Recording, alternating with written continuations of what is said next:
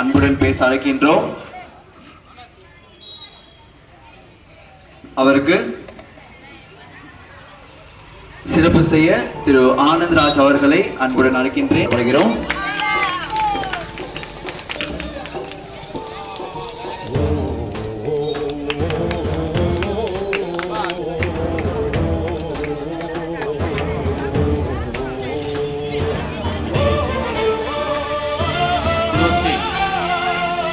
மாற்றத்தை நோக்கி என்ற அமைப்பினை நிர்வாகம் செய்து அதன் உடன் உழைப்பாளர்கள் மற்றும் அதன் நிறுவனர், தலைவர், பொதுச் செயலாளர் அனைவருக்கும் எனது இதயம் நிறைந்த வாழ்த்துக்களை தெரிவித்துக் கொள்கிறேன். கல்வி தந்தை கர்ம வீரர் காமராஜர் அவர்களை பற்றி பேசுவதற்கு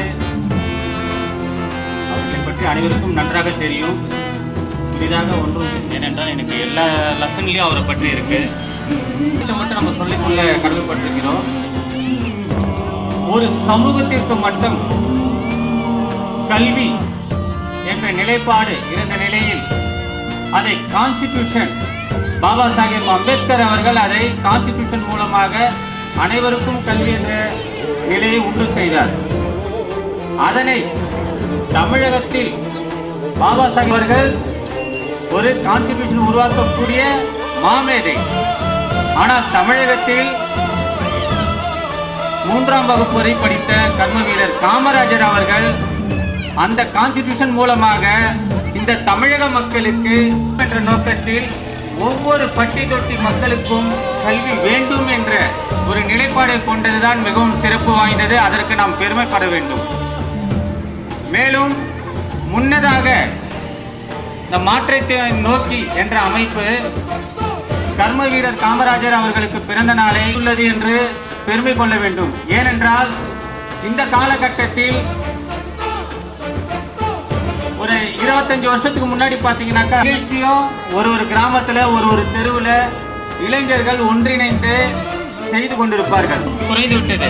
எல்லாம் செல்போன் பார்க்கறதுக்கும் அவங்களுடைய சொந்த வேலையை பார்க்கறதுக்கும் இருக்கு. இந்த பொதுமக்களுக்கான ஒரு நலத்திட்டங்களை செய்வது என்பது குறைந்து விட்டது.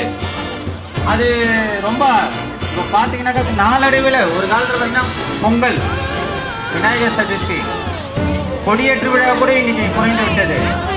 ஆனால் இந்த கர்ம வீரர் காமராஜர் பிறந்த நாளை முன்கூட்டியே செய்ததனால் இந்த மாற்றத்தை நோக்கி அமைப்பை பார்த்து இனிவரும் இந்த 2-3 நாட்களில் ஒவ்வொரு தெருவாக செய்ய வேண்டும் என்று நான் தாழ்வுடன் கேட்டுக்கொள்கிறேன்.